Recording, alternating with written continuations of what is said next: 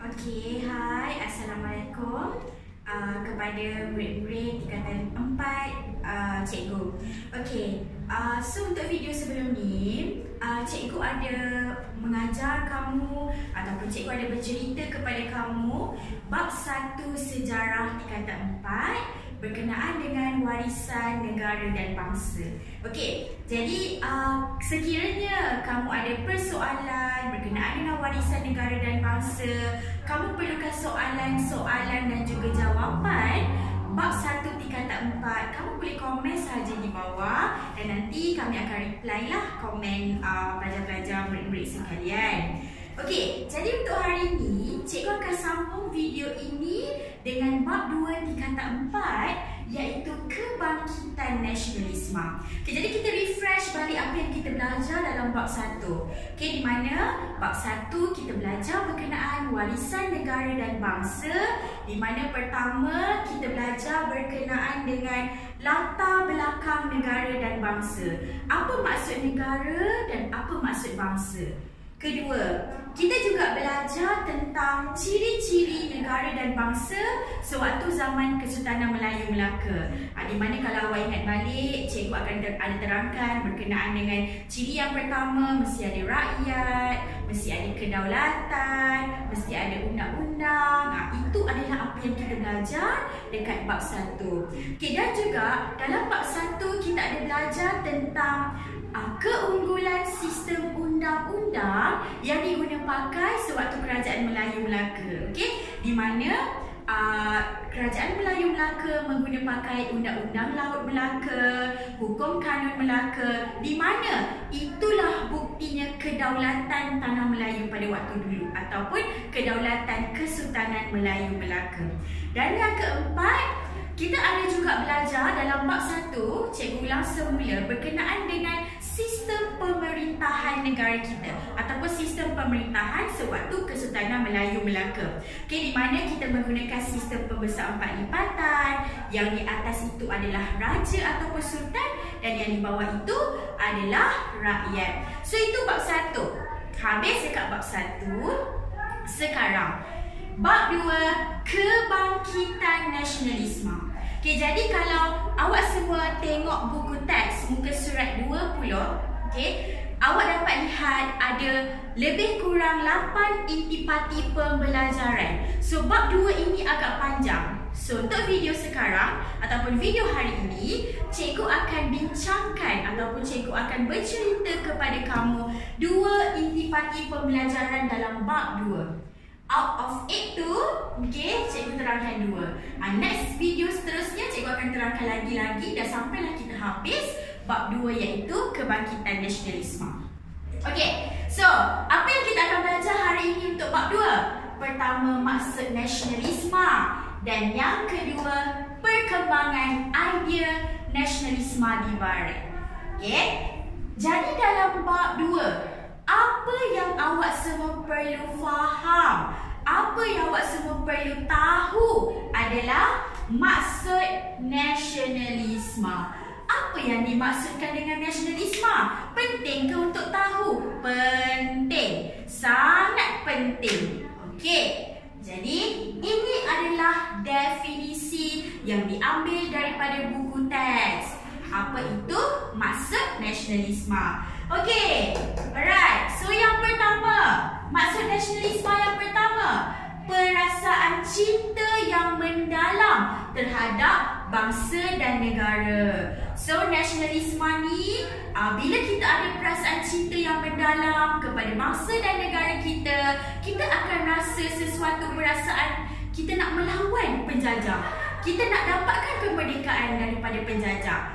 Bila semangat nasionalisme itu muncul, mulalah kita fight untuk kemerdekaan negara kita. Itu yang berlaku dan itu yang dimaksudkan dengan nasionalisme. Ingat, ini maksud yang pertama. Kalau keluar peperiksaan, keluar exam, keluar soalan, cukuplah kamu cakap perasaan cinta yang mendalam terhadap bangsa dan negara.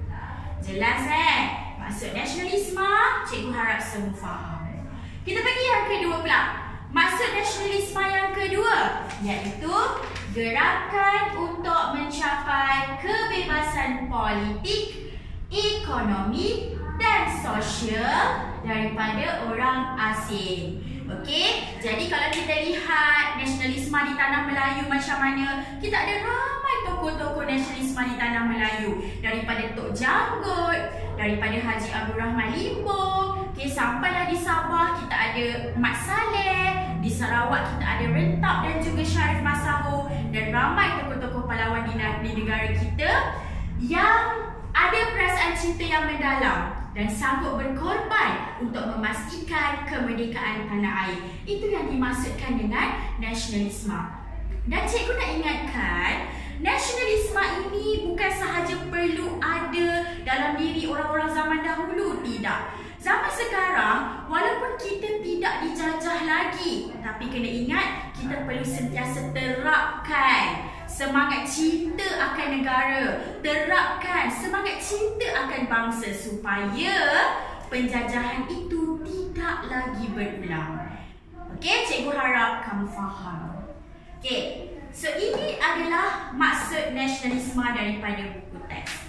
Okey, perasaan cinta yang mendalam terhadap bangsa dan negara dan gerakan untuk mencapai kebebasan politik, ekonomi, sosial daripada orang asing. Okey, kita dah habis dekat maksud nasionalisme. Kalau ada soalan, boleh letak komen dekat bawah. Alright. Okey, sekarang kita terus pergi kepada intipati pembelajaran yang kedua, iaitu perkembangan idea nasionalisme di Barat. Okey, dalam bab 2 kita ada perkembangan idea nasionalisme di Barat.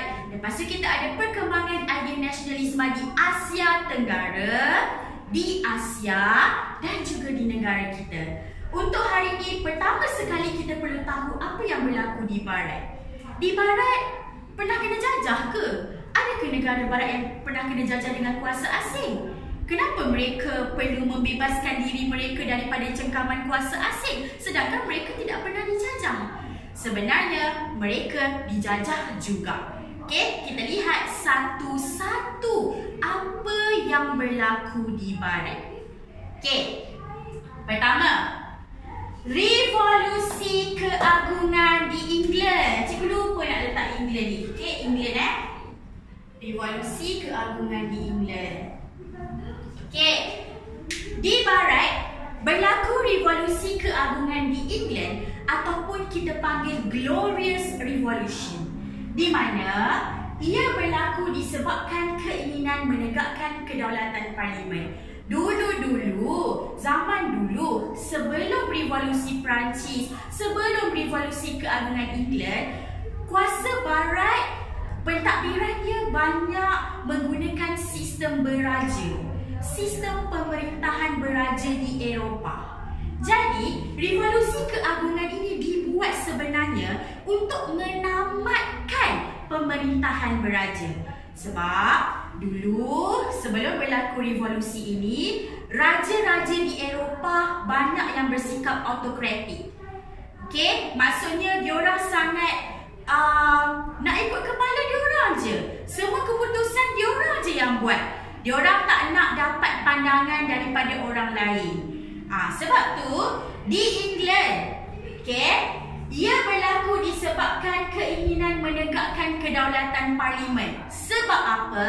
Dekat England, Raja James ini dia buat keputusan sendiri tanpa mendapatkan pandangan daripada ahli parlimen England.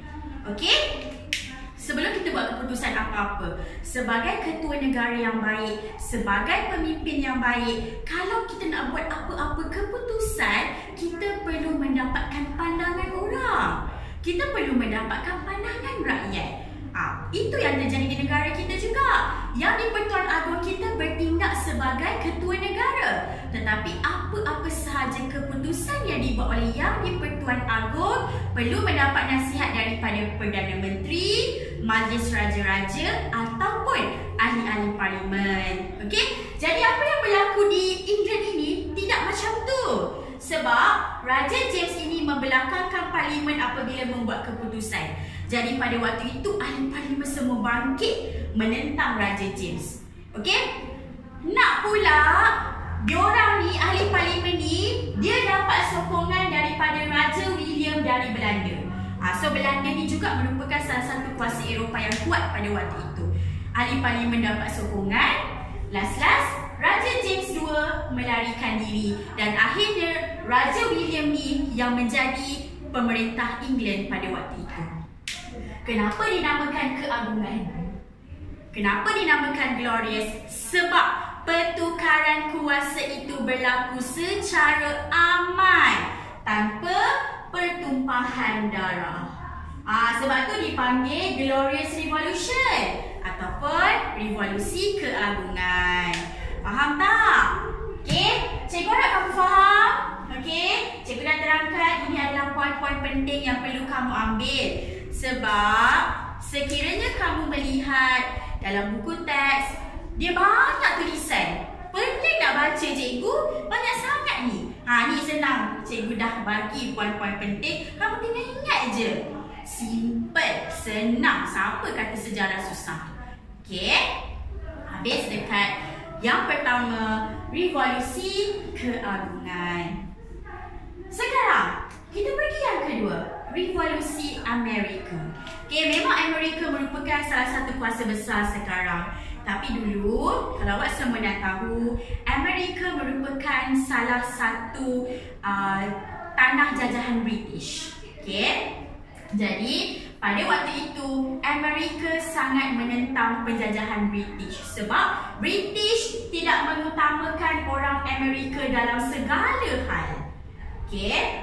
Dan British dia ada parlimen. Dan Amerika adalah salah satu kawasan penjajahannya juga. Tapi dalam parlimen, tak ada orang Amerika dalam tu. Jadi orang Amerika rasa macam, kenapa tak ada orang Amerika dalam tu? Sedangkan mereka juga berhak untuk bersuara. Mereka juga berhak untuk buat keputusan. Mereka juga perlu terlibat dalam segala keputusan kerajaan. Lepas tu, apa yang diorang tak puas hati lagi? British kenalkan akta pelayaran, akta teh, akta gula, akta stem, semua akta dikenalkan. Dan semua ada cukai. Lagi orang Amerika tak puas hati. Dah lah diorang tak ada dalam parlimen, lepas tu diorang kenakan cukai kat orang Amerika pula, kena bayar pula. Diorang pun tak puas hati. Jadi diorang bangkit dengan slogan tiada cukai tanpa perwakilan. Okey. Dan akhirnya mereka menubuhkan satu gerakan untuk mendapatkan kemerdekaan. Dan pada 1783 akhirnya British mengakui kemerdekaan Amerika. Okey? Senang saja diorang punya revolusi. Okey. Alright, seterusnya. Okey, habis dekat revolusi Amerika. Awak perlu tahu apa sebab berlaku revolusi Amerika. Apa sebab berlaku revolusi keagungan England. Alright. Habis dekat Amerika, habis dekat England. Sekarang kita pergi yang ketiga, Revolusi Perancis. Sama juga macam England. Perancis ini mereka berjuang untuk menamatkan sistem pemerintahan beraja di Perancis. Sebab sewaktu zaman Raja Louis, okey, di Perancis, pemerintahan raja ini sangat autokratik. Suka-suka hati je dia nak bunuh orang. Suka-suka hati je nak kenalkan cukai, nak kenalkan cukai yang tinggi, nak suruh orang buat tu buat ni. Sebab tu orang tak puas hati dan akhirnya mereka melancarkan gerakan revolusi Perancis. Okey? Dan awak kena ingat, revolusi Perancis dia memperjuangkan kebebasan, persamaan dan persaudaraan. Itu keyword yang paling penting. Dan macam mana revolusi Perancis ini boleh berlaku apabila orang-orang yang menyertai revolusi ini menyerang penjara Bastille dan dia bebaskan semua tahanan-tahanan politik yang ditahan oleh Raja Louis. Okey? Dan mereka sama-sama bangkit menentang Raja Louis dan akhirnya tamatlah sistem pemerintahan beraja dan sistem republik digantikan di Perancis. Okey, sistem republik ni adalah sistem yang tak ada raja. Kalau awak tengok sekarang kan, Republic of Korea, Republic of China, and United States of America pun republic countries. Tengok, Okey, negara-negara yang tidak ada raja dipanggil negara republik. Okey, habis dekat revolusi Perancis. So, ingat maksud nasionalisme? Perkembangan idea nasionalisme di barat terbahagi kepada 3 revolusi. Yang pertama, revolusi keagungan. Yang kedua, revolusi Amerika. Dan ketiga, revolusi Perancis. Revolusi keagungan Inggeris dan revolusi Perancis, dua-duanya ada persamaan bila dua-dua ini ingin menamatkan sistem pemerintahan beraja. Sekarang ni, awak buka buku teks awak. Okey, kalau adalah buku teks di hadapan awak boleh refer muka surat 22 dan 23. Di mana dekat muka surat 22 dan 23 ada maksud nasionalisme mengikut pendapat-pendapat tokoh negara kita. Okey, dan juga tokoh-tokoh British lah yang pernah menjajah negara kita. Seperti contoh dekat muka surat 22 kita ada definisi daripada Anscombe. Kedua, definisi daripada Profesor William. Lepas tu definisi daripada Datuk On Jaafar. Lepas tu Dr. Burhanuddin Al-Helmi, Profesor Dr. Zainal Abidin dan Profesor Emeritus Tan Sri Dr. Khoo Kay Kim. Semua definisi ini bila kita gabungkan, ia akan menjadi macam ni. Perasaan cinta yang mendalam akan bangsa dan negara, gerakan untuk mencapai kebebasan politik, ekonomi dan sosial daripada penjajahan asing. Penting tak untuk kamu baca definisi-definisi? Pentinglah. Kalau tak penting, tak adalah masuk dalam buku teks. Okey? Okey. Kita pergi kepada soalan-soalan kebat lah. Okey? Jenis-jenis soalan kebat yang akan masuk dekat bab 2 tingkatan 4 ni. Okey, di mana antara soalan yang memang tak kisah bab berapa pun, mesti akan keluar soalan macam ni. Walaupun bukan bab nasionalisme pun, tiba-tiba keluar semangat nasionalisme pula soalannya. Okey, contoh, terangkan kepentingan memupuk semangat nasionalisme dalam kalangan belia hari ini. Kalau soalan tu soalan struktur, dia minta 4 markah. Jadi berapa poin awak perlu buat? Okey, kalau 4 markah, kena ingat 4 poin. Bukan 4 markah 2 poin, tak. 4 markah 4 poin, 5 markah 5 poin, 3 markah 3 poin. Okey? Awak nak buat dalam bentuk ayat ke? Nak buat dalam bentuk ABCD macam ni? Kalau soalan struktur, bahagian B, wajib buat dalam bentuk ayat. Okey? Wajib buat dalam bentuk ayat. Cikgu listkan macam ni sebab cikgu nak bagi tahu jawapan dia. Dan nanti awak sambunglah guna ayat-ayat penghubung lah. Contoh, kepentingan memupuk semangat nasionalisme dalam kalangan belia hari ini ialah dapat menguatkan jati diri dalam kalangan belia. Kedua, menimbulkan semangat kesedaran cinta akan negara. Ketiga, menanamkan semangat cinta kepada negara. Keempat, kesedaran untuk mempertahankan kedaulatan negara. Awak tambah je lah kata-kata penghubung kat situ. Macam tu, simple je. Awak tak payahlah nak buat ayat berbunga-bunga. Sejarah ni bukan bahasa Melayu. Tak payah buat ayat berbunga. Akhirnya, cikgu akan tengok juga poin-poin penting awak. Okey, so macam tu cara awak menjawab soalan kebat kertas 2. Okey, so untuk video kali ni, cikgu dah habis. Kamu tengok semua ni, kamu tengok dulu. Okey, kamu tengok.